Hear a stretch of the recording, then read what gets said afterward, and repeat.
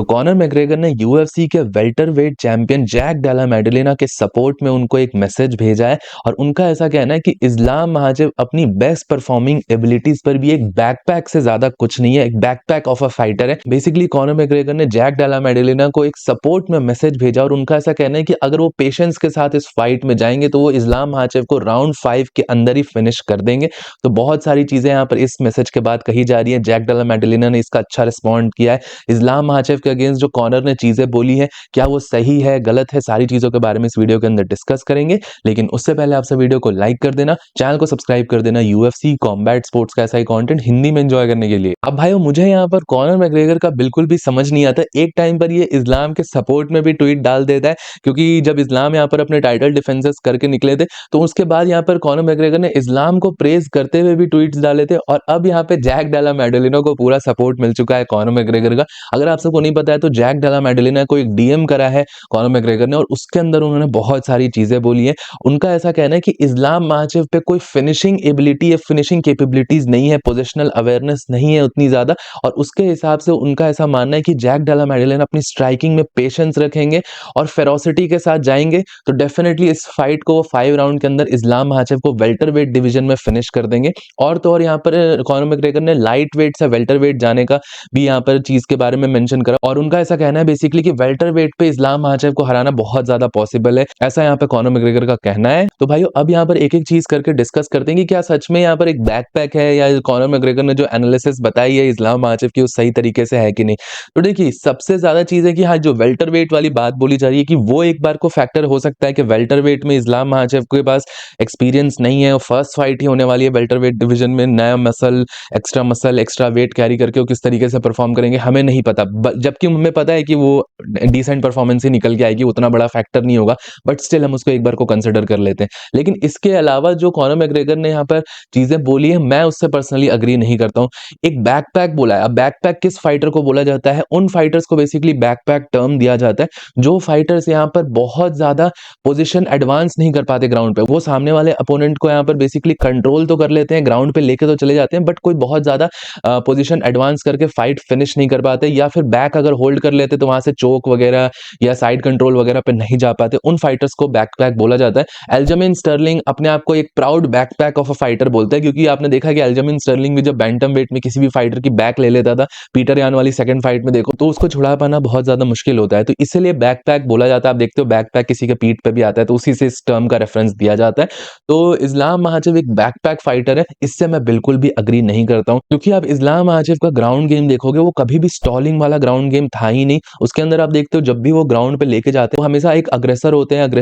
Aggression के साथ वो ग्राउंड गेम परफॉर्म करते हैं, और जो भी यहाँ पे चीजें होती हैं वो सामने जाके करते हैं, ना कि किसी भी तरीके से स्टॉल करते हैं या बैक पोजीशन ले लिए तो उससे जाके वो एडवांस नहीं कर पाते। इस्लाम महाजेव या मोस्टली जो ये दागिस्तानी फाइटर्स आते हैं इनका आप देख सकते हो ये काफी अग्रेसिव ग्राउंड गेम पे जाते हैं और बैक पैकिंग जो होती है वो डिफेंसिव में मानी जाती है। और जो दूसरी चीज यहाँ पर बोली है कॉनर मैग्रेगर ने कि उनके पास कोई फिनिशिंग एबिलिटी नहीं है इस्लाम महाजेव की, तो आई डोंट नो ये कहां से निकल रही है, क्योंकि आप देखते हो इस्लाम ने अपनी लास्ट फाइट्स देखोगे इस्लाम महाजेव की तो बहुत रेयरली आपको कोई डिसीजन विक्ट्री दिखेगी, अलेक्जेंडर वोल्कानोव्स्की वाली, उसके अलावा जितनी भी फाइट्स उन्होंने लड़ी सारी फिनिश के थ्रू ही जीती है, और यहाँ पर अपने टाइटल डिफेंसेस भी सारे फिनिश के थ्रू ही गए हैं। जब भी ग्राउंड पे गए हैं वो किसी को लेके गए हैं ग्राउंड, हमेशा सबमिशन निकाला ही है। अब यहाँ पे डस्टिन पोरियर का एग्जांपल देख सकते हो, लास्ट फाइट के अंदर रेनाटो मोइकानो का देख सकते हो, फिनिशेस से निकाल के आई है, तो ये फिनिशिंग एबिलिटी नहीं है, ये आई डोंट नो कैसे इस चीज को डिड्यूस करा है कॉनर मैग्रेगर ने, बट फिनिशिंग एबिलिटी तो मुझे बहुत ज्यादा दिखती है इस्लाम महाजेव की। इस्लाम महाजेव एक ग्राउंड बेस्ड फाइटर है, लेकिन वो स्टॉलिंग नहीं करता है, वो ग्राउंड पे लेके जाता है तो फाइट फिनिश करने की ट्राई करता है, सबमिशन अटेम्प्ट्स, लॉक इन्स वगैरह बहुत सारी चीजें अटेम्प्ट की जाती है उसके ग्राउंड गेम में। तो भाई मेरा यहाँ पे कहने का मतलब ये है कि इस्लाम महाजेव अगर ग्राउंड पे किसी भी अपोनेंट को ले जाते हैं या जैक डेला मेडलिना को ले जाते हैं तो फिनिशिंग एबिलिटीज उनके पास है, फाइट फिनिश हो सकती है। तो जैक डेला मेडलिना या कोई भी फाइटर यहाँ पर ये कंटेंट नहीं हो सकते कि चल फाइट के अंदर हम ग्राउंड पे जा रहे हैं बट वहां पे फिनिश नहीं हो पाएगा, फिनिश डेफिनेटली हो पाएगा, फिनिशिंग एबिलिटीज बहुत सारी है। चार्ल्स ओलिवेरा को ग्राउंड पे फिनिश कर रखा है इस्लाम महाजेव ने, तो डेफिनेटली उनके पास फिनिशिंग एबिलिटीज है। बट देन अगेन जो चीज यहाँ पर ये है कि इस्लाम महाजेव के अगेंस्ट अगर जैक डेला मेडलिना कॉन्फिडेंट रहता है, वो फिटनेस फेरोसिटी के साथ जाता है, तो डेफिनेटली वो ग्राउंड पे अपने आप को टेक डाउन होते हुए देखेगा, टेक डाउन डेफिनेटली होगा, जैक डेला मेडलिना का टेक डाउन होगा, बट वो पेशेंस रखेगा अपने आप को तो वो वापस भी निकल के आ सकता है, वापस खड़ा हो सकता है। और आपको पता है कि हर एमएमए राउंड जो होता है वो फीट पे स्टार्ट होता है, और उस हिसाब से अगर पेशेंस रखता है जैक डेला मेडलिना तो वो अपना स्ट्राइक स्ट्राइकिंग शॉट भी लैंड कर सकता है, एक बड़ा पावर शॉट लैंड कर सकता है। और हम सबको पता है ये चीज़ छुपी हुई नहीं है कि अगर स्ट्राइकिंग होती है फाइट में, तो स्ट्राइकिंग में डेफिनेटली जेडीएम के पास यहाँ पर एडवांटेज है,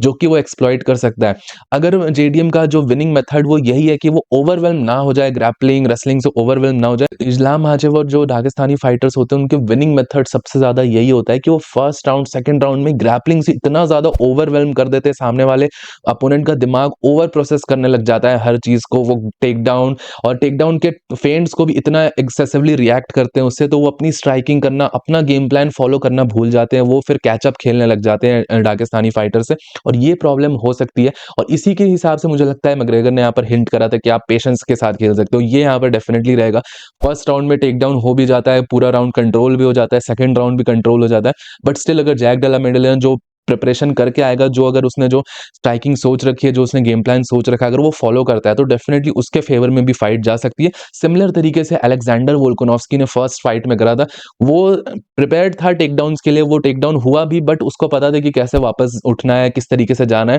वो अपना गेम प्लान लेके गया था और उसको पूरी तरीके से उसने इंप्लीमेंट करवाने का कोशिश करा, और उस फाइट में उसको बहुत ज्यादा सक्सेस भी मिली थी। तो डेफिनेटली उस तरीके से चीजें जा सकती हैं। जैक डेला मेडेलिना के कॉर्नर में यहाँ पर क्रेग जोन्स और अलेक्जेंडर वोल्कानोव्स्की दोनों ही इसको प्रिपेयर करा रहे हैं इस फाइट के लिए, तो वो भी उसको हेल्प कर सकती है। बाकी भाइयों, इसके अलावा हम सबको पता है इस हफ्ते UFC 321 फाइटिंग इवेंट होने वाला है, और इसके अंदर टॉम एस्पिनॉल और सिरिल गेन के बीच में फाइट होने वाली है, और इनका मीडिया डे खत्म हुआ है। अब मीडिया डे पे बेसिकली पूछा जाता है फाइटर से कि आपको क्या लगता है फाइट किस तरीके से जाती है। ऐसे तो बहुत सारे उल्टे सीधे क्वेश्चंस भी पूछे जाते हैं और इररिलेवेंट क्वेश्चंस पूछे जाते हैं रिसेंट टाइम्स में मीडिया डे पे, बट जो मेन क्वेश्चंस होते हैं वो अभी भी पूछे जा रहे हैं कि आपके हिसाब से फाइट किस तरीके से जा सकती है। तो टॉम एस्पिनॉल ने तो बेसिकली एक बहुत, अब उन्होंने सार्केज्म में बोला है या किस तरीके से बोला है, उनका ऐसा कहना है कि ये एक बहुत ज्यादा बोरिंग फाइट भी हो सकती है, दोनों जैब्स कर सकते हैं, जैब जैब करके वो एक स्प्लिट डिसीजन विक्ट्री भी जीत सकते हैं, ऐसा टॉम एस्पिनॉल का यहाँ पर कहना है। और जो कि पॉसिबल भी हो सकता है, क्योंकि अगर आप देखोगे तो यूएफसी के अंदर जब भी दो ऐसे स्ट्राइकिंग वाले मैचअप्स वाले फाइटर होते हैं जिनकी दो